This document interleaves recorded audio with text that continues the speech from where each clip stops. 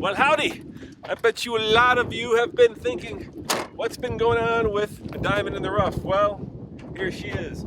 The old girl is serving me well. Let's take her for a ride and I will fill you in on what's been happening with the 1978 Lincoln Continental Mark V Diamond Jubilee Edition.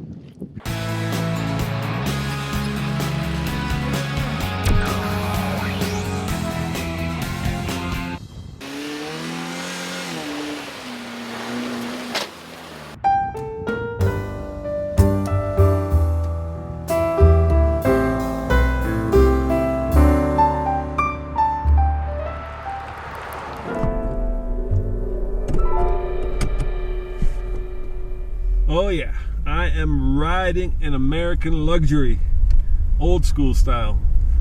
So here's what's been happening with the diamond in the rough. The answer is very simple. I've been driving it.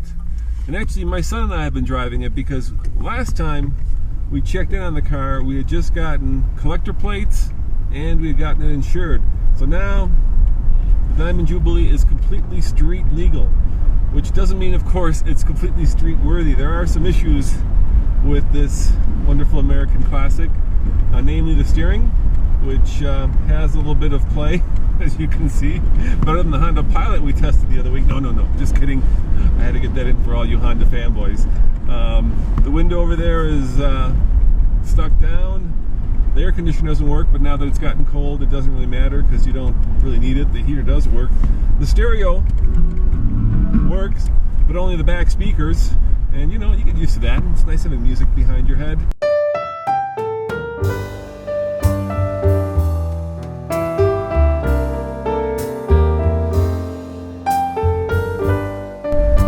There are some more serious issues. The master brake cylinder is in desperate need of replacement, and of course the car from the outside looks a bit, shall we say, well worn. But the fact is, we've been driving it, and that's what a car needs. The worst thing you can let happen to a car is just have it sit, as you know by the fact that we let this sit for such a long time. But now that we're driving it, the fluids get used, the car gets appreciated, and it just becomes an everyday driver. And that's great, because I love driving this thing. It's so much fun.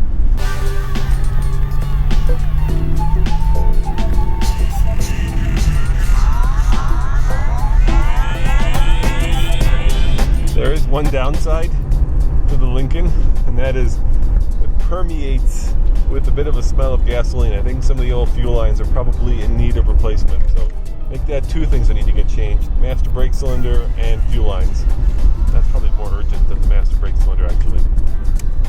Probably a good thing we have that window that doesn't quite close.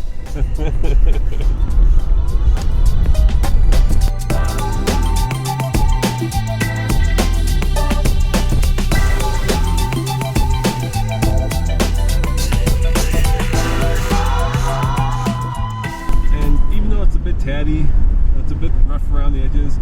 It's also nice because I really don't feel compelled to park it at the best parking space or feel that it's going to get stolen if I leave it unlocked, and that's a nice feeling. Sometimes you have a car that you're not that concerned about. The other great thing about this vehicle is that every time I drive it, I am the only one that is driving a Lincoln Continental. As far as I can tell, at least a Mark V. You don't see this car coming and going.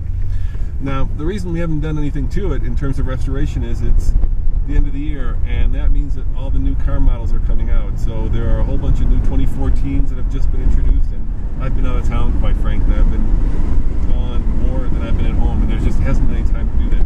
But we plan on getting back and slowly restoring this thing like we promised. It just might be until after the Detroit Auto Show, when we have enough time to get back and actually do some work on the old girl.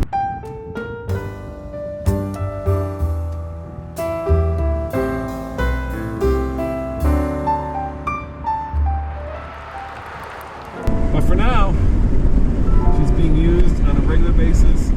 Either me or my son, we're driving it. I don't actually have an everyday driver because I'm an auto journalist. I get a new car to drive every week. So this is my everyday driver at this point. And I love it. I gotta tell you, I love it. Even if I'm passed by new Chevy Equinoxes. Because you know what? They don't know what life is until you ride American style.